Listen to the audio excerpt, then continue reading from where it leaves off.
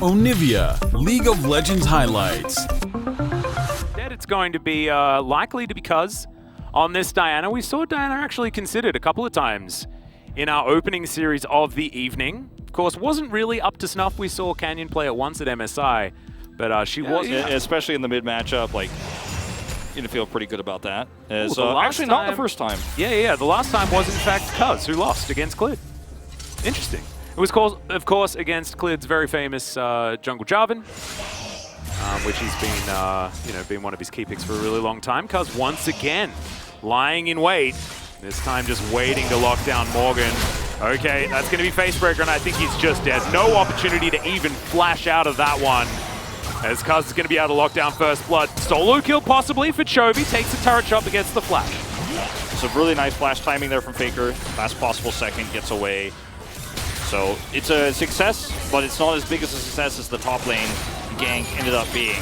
Oh no. And look at this, Johan's down here, but Carry and Teddy are just still sitting pretty in the bot side of the map. Like 2v3, okay, spend more time here. Okay, wow, Vista actually still just going to decide to go in. Teddy burning down with the Ignite. Carrier now trying to walk away. Still has Flash available though. The stun comes in as Canna gets the two-man Facebreaker. It feels like the teleports are just perfectly unlocked for T1 this series. Oh no! And they're looking for even more. The stun's going to come in. They even had a ward there in preparation as Teddy locks down a kill for himself as well. It has all fallen apart for Hanwha. The bottom side of the map. Cuz moving himself towards this bottom lane. They cleared vision. They know there's no vision. Cuz has still not been seen. Okay, he is now. Definitely now, yep.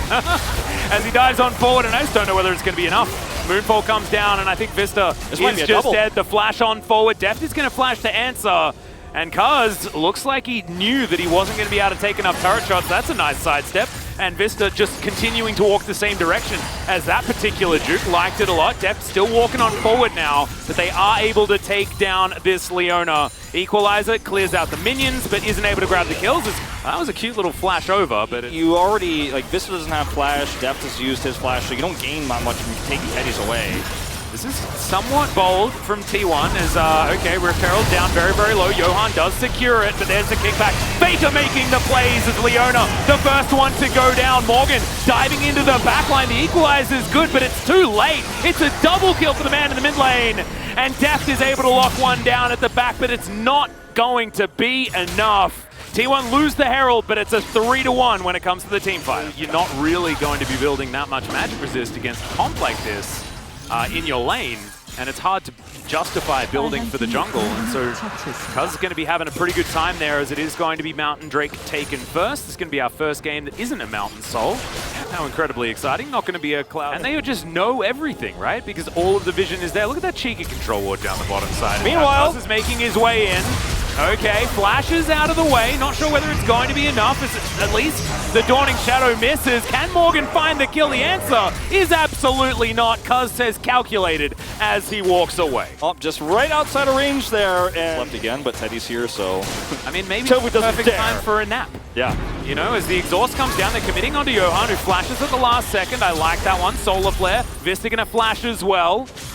And there is a Rift Herald making her way down the bottom side of the map. We'll see whether she can actually get towards the charge. The Equalizer's good. The Devour's even better, though, as Carrier spits Teddy out. He flashes. The Ignite ticks down and isn't going to be enough, and the double flashes will get T1 to safety. Chovy bounces. How did that? That was ridiculous, and I have no idea how that one missed. As there it is, finally, a kill does go down, as the Abyssal Voyage will get the rest of them to safety, and Shelly will get a charge. There is at least that. Okay, they were able to turn this off, but T1 almost not only prevented Shelly, not enough to turn this game around just yet. Like, they need more of these moments, and that took everything they had. Oh dear. Carrier in a whole host of trouble. Hanwha Esports have resorted to setting up gank brushes, and that is going to be Catfish for dinner served up. So at least there's that. The answer for T1 is taking down an outer turret on the top side of the map and continuing to put pressure on everywhere. There's the play from Faker looking for Chovy, but trolled by minions just a little bit, and the flash does have to eventually come out. Not the kill onto the mid laner of Hanwha Esports. They get the top turret though, and they're looking for the mid one as well. I mean, you rotate that many players down to get a single kill onto Carrier, but there will be consequences on the map. You're going to lose top turret, you're going to lose mid turret. You almost lost your mid laner.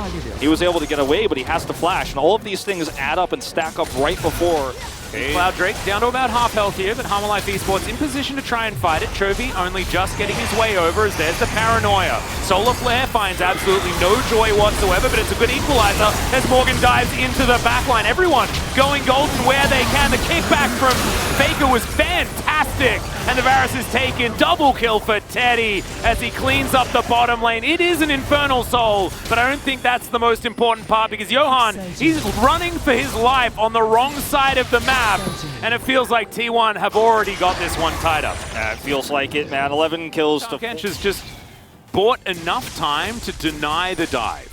And so T1 walks out after all of the ultimate suppressed, and then they find themselves exactly what they want afterwards. Yeah, Johan's dead, real dead. And I don't even want to oversimplify this in terms of the draft, too, because, like, yeah, the draft could have been different. It could have been arguably better for Hanwha Esports, but the early game play was just by far better for T1. They were one step ahead. They handled the aggression really well. Several great ganks from Cuz. Yeah. And they snowballed an early lead extremely well. You know, like what we didn't see Credit Freon do with a similar comp themselves, actually, in that second series. They were still able to win the game, but T1 just grabbed this game by the horns. They had full control from start to finish.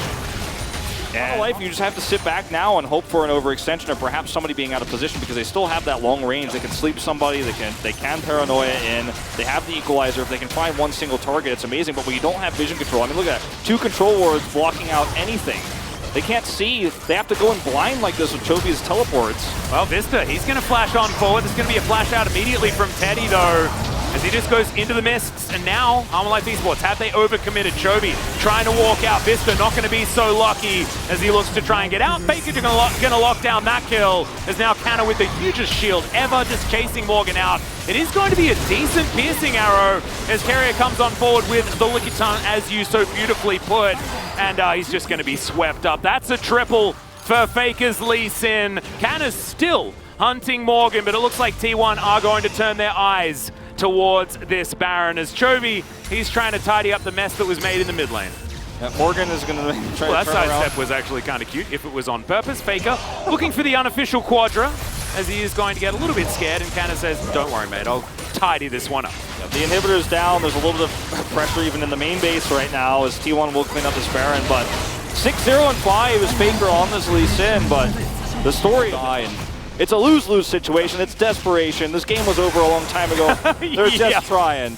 I wasn't going to say it, but I'm glad that you did, because it does certainly feel like a bit of a Hanwha Esports circling the drain situation, as that is going to be the Infernal Drake taken. Only one more, and then T1 can get themselves the Infernal Soul, but I'm not entirely sure whether this game is going to last another 4 minutes and 45 seconds, as T1 with their Baron buff pushing down this bottom lane. Mid lane already sorted.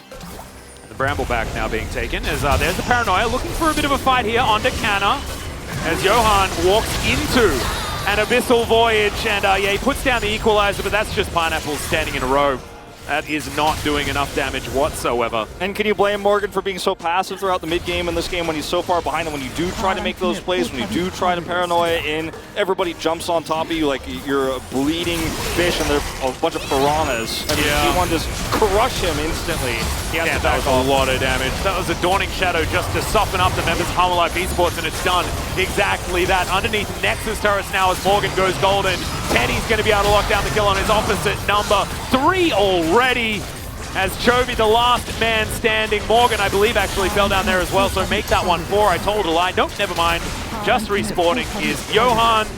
And T1, oh, Faker on the fountain will be taken down, but the Nexus will follow suit, and a very convincing 2-0 from T1.